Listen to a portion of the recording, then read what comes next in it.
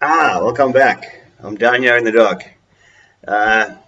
Plastic Fantastic is a project of the Sardine News, and it is meant to educate you guys on how good plastic can be if it's treated well and if we respect it and if we do things right. It's not like we're currently doing things, corporates. But okay, so the Plastic Fantastic project is getting kicked off with a superstar guest. Professor Anthony Turton, believe it or not, is on the show. Play that tape. 8, 7, 6, 5, 4, 3, 2, 1. In 2015, I was a guest speaker, keynote speaker, at a conference in Spain at a place called Granada.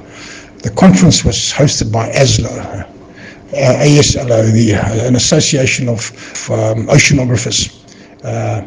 And I was asked to speak about uranium and heavy metals in acidic environments, particularly from the mining industry, which I know quite a bit about. But while I was there, I was exposed to other things that I'd never ever heard about. And there were two talks that absolutely blew me away.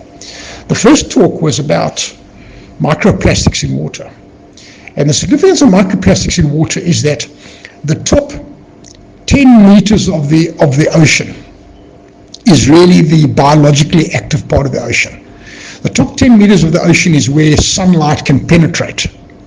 So you get phytoplankton in the top 10 meters of the ocean. It might go a little bit deeper, but basically the top 10 meters, plus minus, is where the most active areas are. And in fact, if you take into consideration the fact that 2/3 of the planet is ocean, and only 1/3 is land, the ocean surfaces are hugely important for atmospheric oxygen, production of all of the good things that sustain life on planet Earth. But in the top, let's call it the top 2 meters of that 10-meter band where the light penetrates, you get this very, very active exchange of gases between the air and the water. So you get the interaction at the surface with waves and with particularly with waves breaking, etc. And what happens now in the top couple of meters of water is you get this exchange of gases, which causes a proliferation of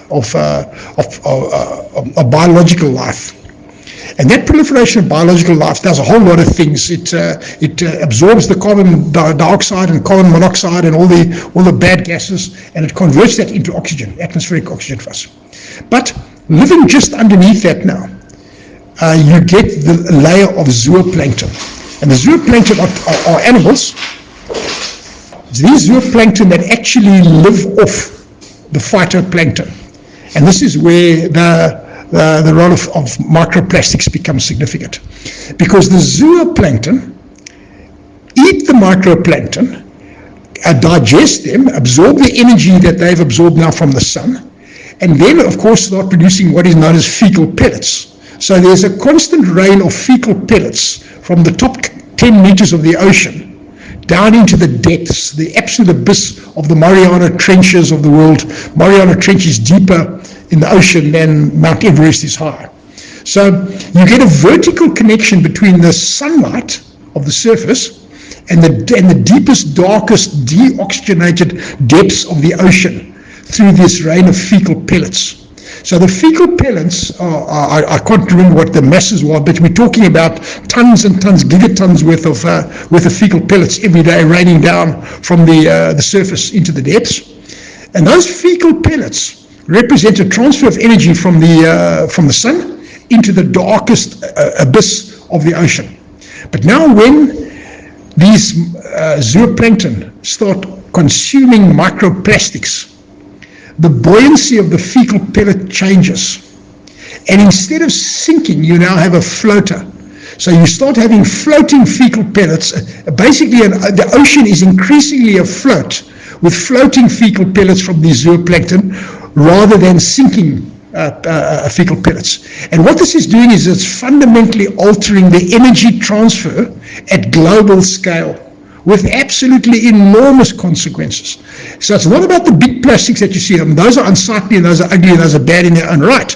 But the real big issue is these tiny microplastics, so small that they can be ingested by little single-celled zooplankton, and they can ultimately start interfering with the density of the fecal material and start changing a fecal pellet from a sinker into a floater. And I found that was a really, really remarkable thing that I never ever thought about.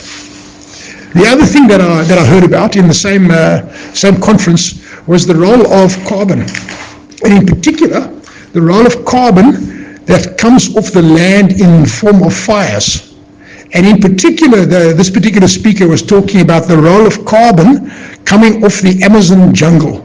So where the Amazon jungle is now being actively destroyed on a daily basis to make way for agriculture, for particularly for slash and burn type agriculture, they're burning these forests, and the forests are putting up massive amounts of carbon, and that flows over the ocean and sinks down into the ocean. So there's also a massive carbon cycle that I didn't fully understand before that particular event. So these are the two things that link the ocean to the land, but of the two, the most significant to me was the plastic one. And just to close off, I'll say that within the mid-Atlantic Ocean, there's a thing called the Mid-Atlantic Ocean Gyre. The Mid-Atlantic Gyre, G-Y-R-E. And this is where all the ocean currents of the world kind of like make a big circle.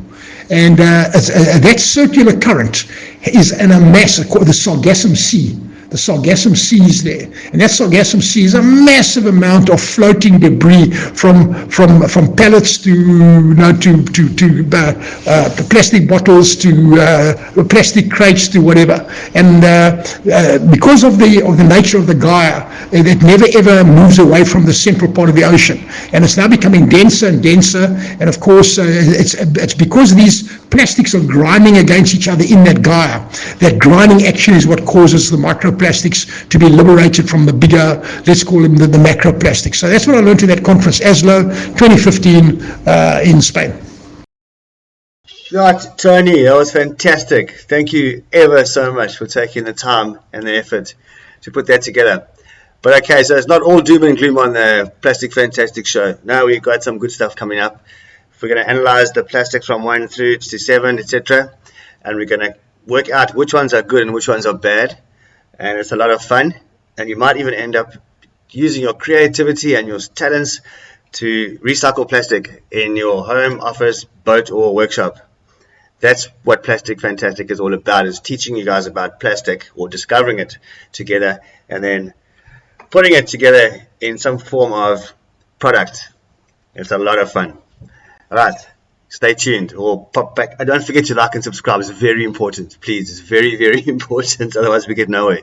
Okay, enjoy your day. Ciao. Thank you guys. Thank you.